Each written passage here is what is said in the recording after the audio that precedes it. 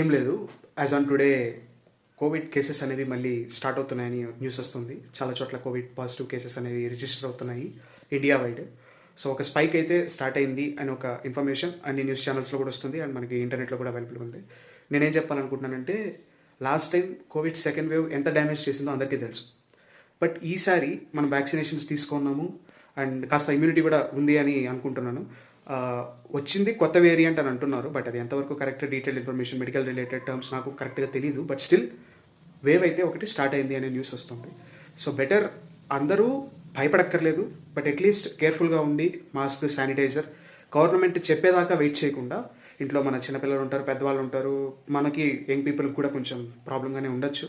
So better care తీసుకుందాం, ఎందుకంటే ఇప్పుడు prevention is better than cure. కాబట్టి కొత్త జ్ఞాపకాల నుంచి ఇంకా అందరూ బయటకు వచ్చి ఉన్నారు, అలాంటి రోజులు మళ్ళీ రాకూడదని దేవుడిని కోరుకుంటున్నాను. బట్ బెటర్ కేర్ తీసుకోండి, అందరూ జాగ్రత్తగా ఉండండి. భయపడాల్సిన పని లేదు, ధైర్యంగా ఉండాలి, స్ట్రాంగ్గా ఉందాం. జస్ట్ ఒక అవేర్నెస్ లాంటి, అంటే గవర్నమెంట్ ఇచ్చేదాకా వెయిట్ చేయకుండా కొంచెం మనమే ముందస్తుగా మనకు తెలిసిన జాగ్రత్తలే కాబట్టి పాటిస్తే బెటర్ అనేది నా feeling. Thank you, take care.